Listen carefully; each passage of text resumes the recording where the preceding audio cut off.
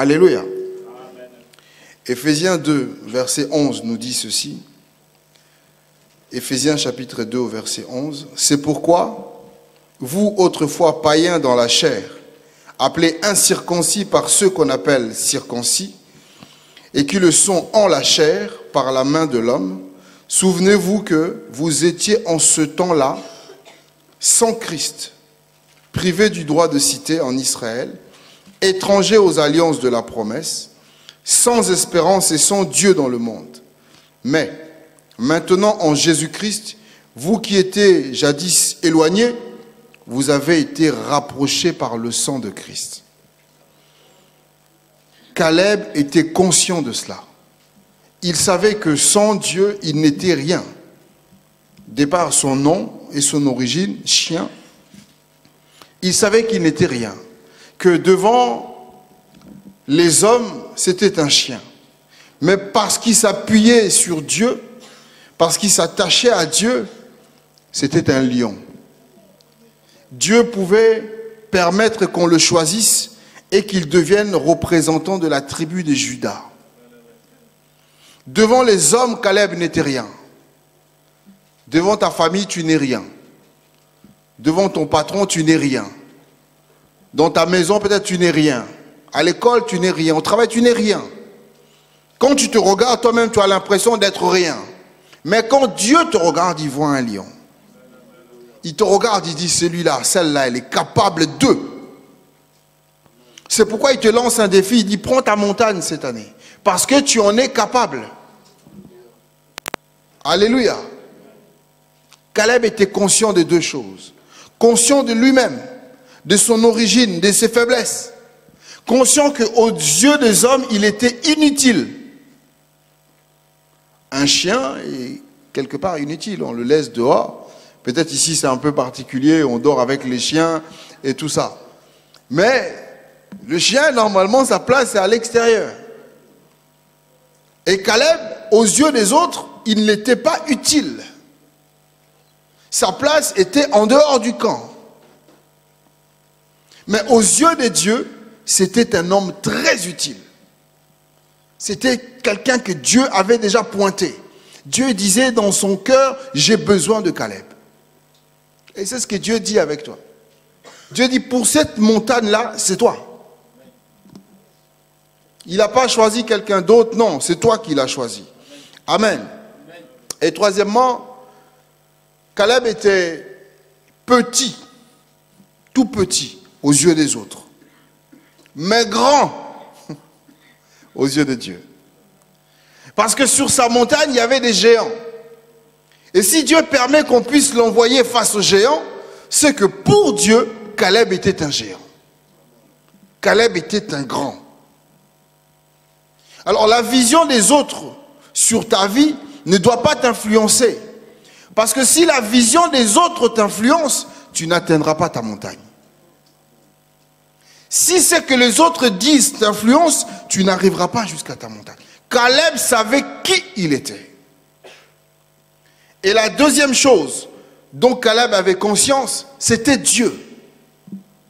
Caleb était conscient de Dieu. Il était conscient de la grandeur de Dieu. Il savait que son Dieu était beaucoup plus grand que les géants. Souvenez-vous de David. David arrive, tout le monde l'appelle petit, mais quand il lui voit le Goliath, là, il dit, mais c'est un petit chien. Il a pris son caillou et il a lancé comme on lancerait sur un chien, et il l'a tué. Donc, il était conscient de son Dieu. Caleb était conscient de la puissance de Dieu. Il dit à Josué, si l'Éternel est avec moi, je vais tous les tuer. Donc, il était conscient qu'il suffit que Dieu soit avec lui pour qu'il aille jusqu'au bout. Alléluia. Et il était conscient que Dieu était un être fidèle. Il a vu combien est-ce que Dieu l'a gardé pendant 45 ans.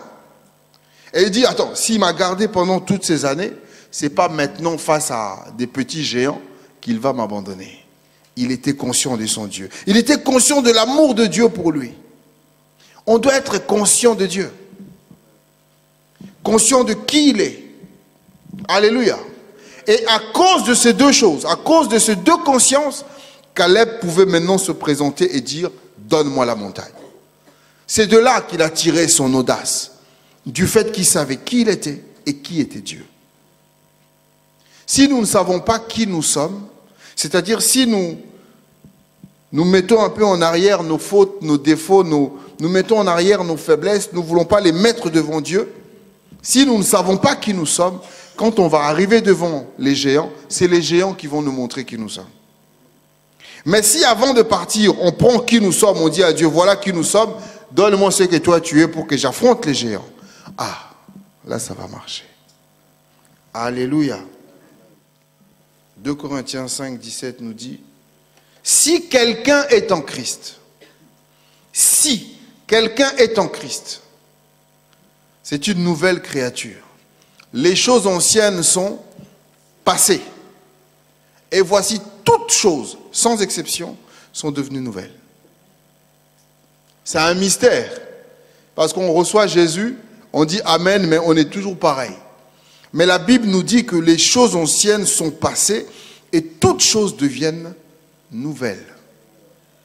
Mais ce qui m'intéresse ici, c'est si quelqu'un est en Christ. Alors c'est là que j'ai commencé à réfléchir un peu sur ce que le Seigneur voulait qu'on partage aujourd'hui. En Christ. J'ai dit, Seigneur, tu es un peu compliqué dans ta façon de dire les choses. Il dit, je frappe, si quelqu'un m'ouvre, je rentre. Bon, comment lui peut rentrer dans quelqu'un et quelqu'un peut encore rentrer dans lui? Lui, il frappe pour que quelqu'un entre. Donc, il frappe pour entrer en nous. Et ensuite, une fois qu'il est en nous, il nous demande à nous d'entrer en lui, qui est en nous. Il y a deux étapes. Lorsque le Seigneur frappe et qu'on lui ouvre la porte, c'est la première étape de la relation avec lui. Et dans cette première étape, on peut vivre des choses avec le Seigneur. On peut gagner des petites montagnes avec le Seigneur. On peut gagner des petites batailles avec le Seigneur. Mais en ce qui concerne la grande montagne, là où se trouvent les fils d'Anak, il faut maintenant que nous soyons en lui. Je vais vous donner l'exemple de cette pièce. Vous voyez, c'est une petite pièce de 1 euro. Je ne sais pas si vous voyez bien. Donc si je mets un peu d'eau sur la pièce, donc je peux transporter la pièce. Je peux transporter la pièce pendant un moment, mais à un moment donné, l'eau finira quand même par s'arrêter. Ça, c'est lorsque le Seigneur frappe et qu'on lui ouvre la porte. On a un peu d'eau qui coule sur nous. On a un peu de Dieu en nous. On a le début d'une relation. C'est comme si il rentre, il s'arrête seulement au salon. On commence un peu à discuter avec lui. Donc, il est en nous. On essaye de le transporter. Mais comme on essaye de le transporter, on finit toujours par le renverser, notre Jésus. Parce que c'est nous qui essayons de le transporter. Vous croyez vraiment que ce corps de chair, ce corps de terre peut transporter Dieu? On commence à rentrer dans des mystères bizarres. Donc nous sommes cette pièce-là, sur laquelle Dieu est venu. Mais lorsque nous vivons, on finit par renverser Dieu.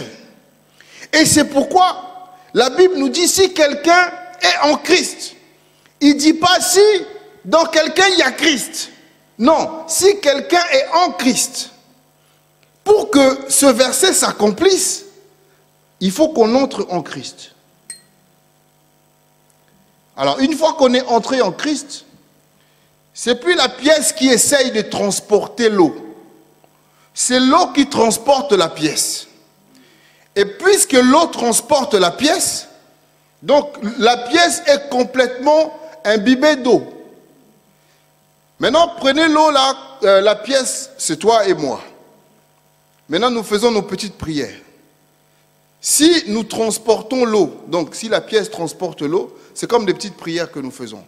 Il peut exaucer ou pas. Mais si c'est l'eau là qui nous transporte et que nous sommes complètement imbibés d'eau, tout ce qu'on lui demande, mais tout ce qu'on lui demande, il donne. Pourquoi? Parce qu'on est en lui. On est dans lui. Alléluia. Et c'est ce que le Seigneur veut. Si nous sommes en Christ, alors rien n'est impossible. Mais on doit être en Christ. Et nous tombons pourquoi? Pourquoi on pêche? Pourquoi? Parce que nous ne sommes pas en Christ. Nous transportons Christ. Nous sommes des religieux. Et avec la religion, on n'arrive pas jusqu'à la montagne. Avec nos façons de faire, on n'atteindra jamais la montagne. Mais si on fait ça, il n'y a aucun fils d'Anak qui peut te toucher. En Christ. Et ça, c'est le mystère de la croix. Ça, c'est ce qui s'est passé sur la croix. Ça, c'est le bénéfice de la croix. Alors, je voulais ce matin partager un peu ces quelques versets. Le thème, c'est Dieu te distingue en Christ.